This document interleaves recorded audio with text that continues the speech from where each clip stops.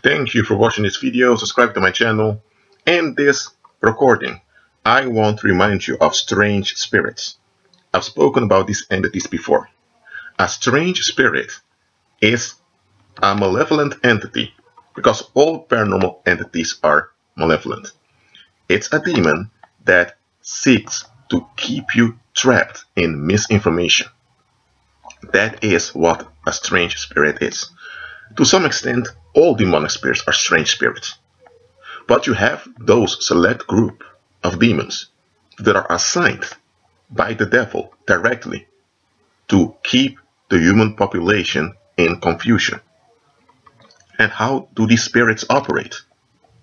Well, their name already says it. They act in a strange manner. Now look, human beings in society, we have expectations and standards. And anything that deviates from our standards we consider strange, weird. And you know what? To some extent that's practical. If you want to have a language for the population to communicate one another, there should be standards how you write certain words so that everyone will know what's written there.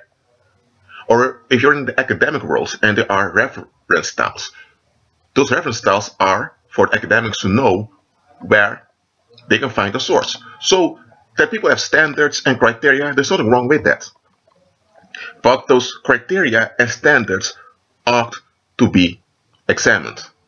The moment a standard or a criteria or some expectation becomes unexamined and nobody dares to touch it, people become unconscious to it.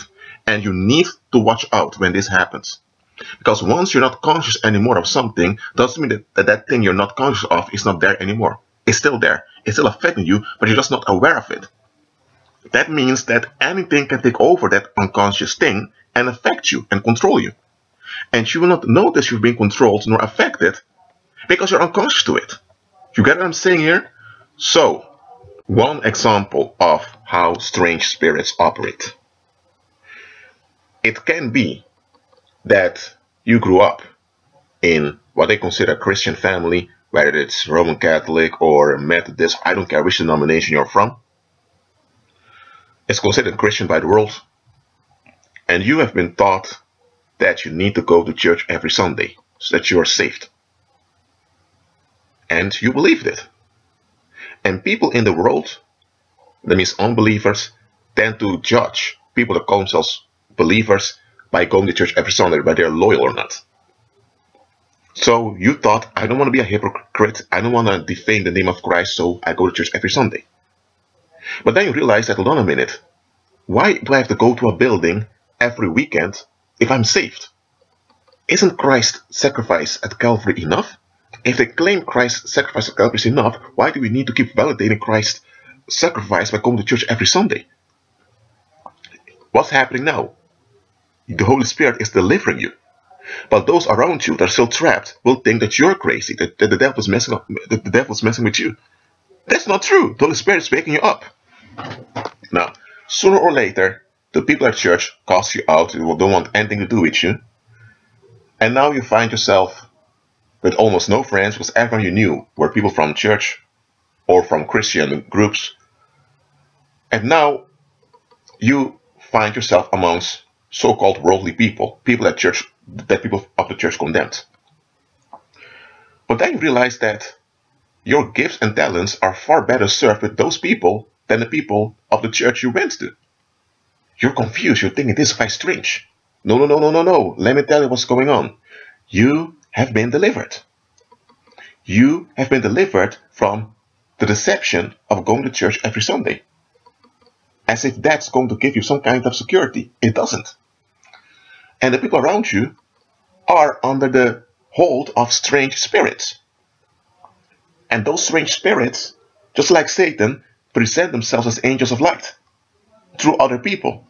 But you are free from that. And now that you are delivered, now you can truly expand the kingdom of God through your life by walking by faith. And now you can truly be a witness by affecting other people, people that desperately need it.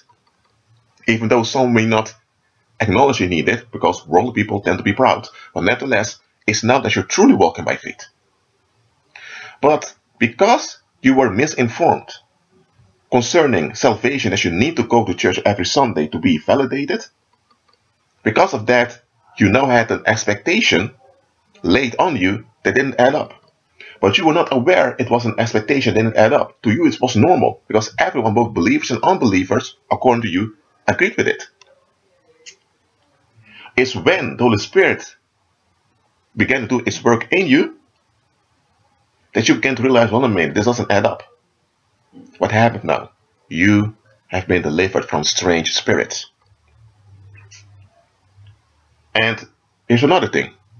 It can be that you grew up in a society where there is a lot of classism and racism. So people are judged based on where they grew up. In every society, there's judgmentalism, but let's say that your society is a strong class consciousness. And now you are considered of a low class. So you thought, okay, I'm from a low class, those people are higher and all of that. You grew up with that thinking. And let's say you are from a ghetto and you struggle and you're free from the ghetto. You now, because you're trained in thinking that your class was low, you now want to belong to the higher classes. But then you meet some people of the higher classes, you hide your background, and you realize that none of what you thought was true. You see that the people of the higher classes, they're involved in far worse things, like devil worship and transgendering their children, all of those things. What has happened? You were under the hold of a strange spirit, and you were not aware of it. Your expectations had not been examined. Now that you have been freed from the ghetto, now you're confronted with reality. So now those unexamined expectations are examined, whether you want it or not. And what do you find out? They ain't true. It doesn't add up. That's a good thing to happen, because it's then that you are freed from strange spirits. I'm telling you. Okay, another example. I've used this before. People tell you to honor your mother and father, and they use it in a sense as if you're owed to give your parents unconditional influence upon you. Churches teach this. Even among pagans, this principle is kept high. But then you look at Christ's life, and Christ himself, who is God, did not take BS from his stepmother. I say stepmother because Christ himself doesn't have a mother.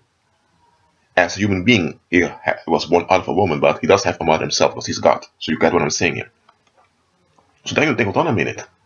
If Christ didn't take negativity or hindrance against God's will for his life from his stepmother, and he's God, he wrote the 10 Commandments, then why are we, by church and by society, instructed to put ourselves in danger just to validate some principle? What's happened now? You've been delivered. You see through the deception. What's going on? The people around you are under the hold of strange spirits. Those people expect you to put yourself in danger at the hands of relatives, not just your parents, but at the hands of any so-called authority figure. They expect you to put yourself in danger just to please them so they are relieved, because they're holding on to principles they don't want to examine. So because they don't want to examine those principles and face the truth, they want you to comply with them, even if it's at your expense, just so they are at ease.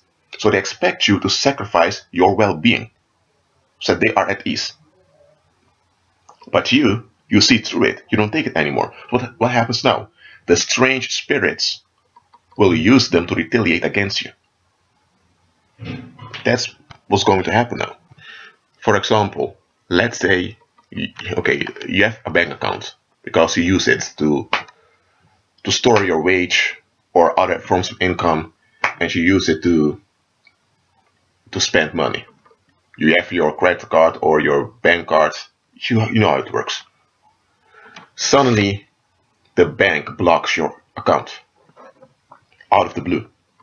And this happens a few times in a month. And you keep asking what's going on. And some of the employees at the bank look at your account and they don't even know why your account was blocked so often. They see no suspicious transactions. They don't see that you have tried to withdraw a large sum of money because you don't even have a large sum of money on the account. But still, the account has been blocked several times during the month. And it caused a lot of hinder with you when you had to go to buy groceries or you had to pay for the bus. And now the employees at the bank are talking to one another thinking, what is this? What's going on here? This was going on. The strange spirits are retaliating against you by causing distress to you. And they hope to get you in stress, because once you are in stress, they have access to you.